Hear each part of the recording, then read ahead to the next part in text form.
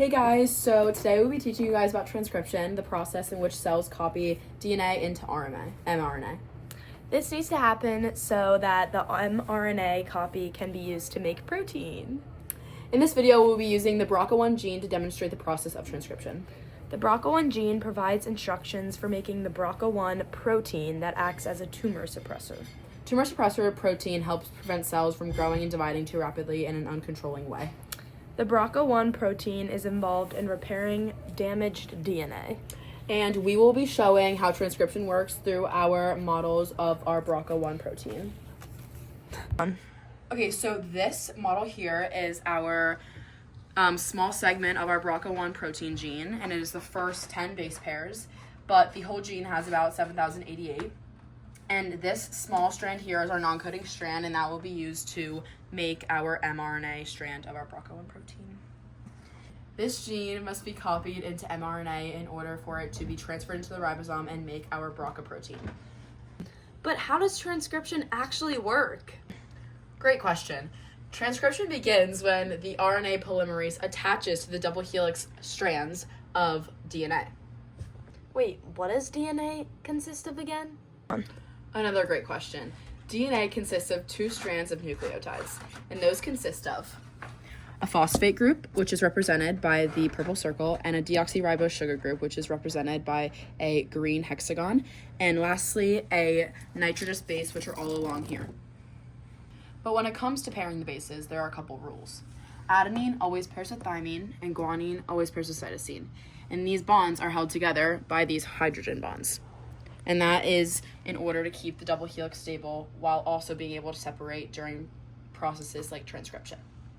So, once all of these bases bond together, they form what is right here, the double helix strand of DNA. Now, back to the enzyme that attaches all of this DNA together.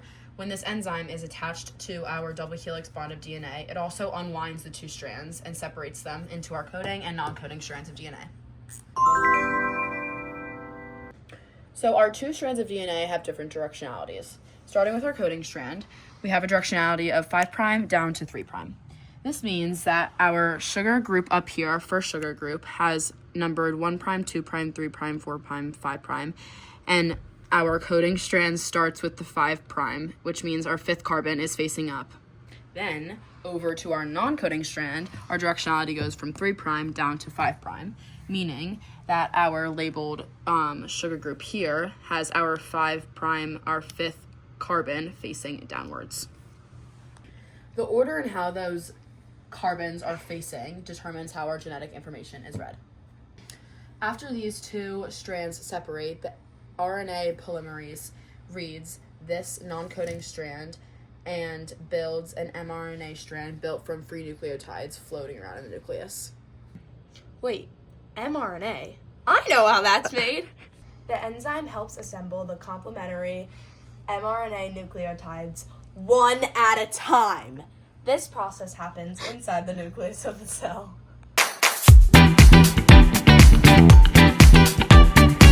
The new mRNA strand that was just made looks almost identical to the non-coding strand of DNA, except for a few things. First being that the sugar in mRNA is ribose sugar instead of deoxyribose sugar. Secondly, instead of having thymine as one of the nitrogenous bases, RNA has uracil. This base still has the same pairing rules in the RNA process. Instead of adenine matching up with thymine, it matches up with uracil. So, as you can see, DNA is a double strand, while RNA is just a single strand. And, wait, L. Where does RNA go after it's made? Leonie, I'll show you exactly what it does. It goes through the ribosome and out and makes our BRCA1 protein. And that's transcription in a nutshell. Thanks for watching!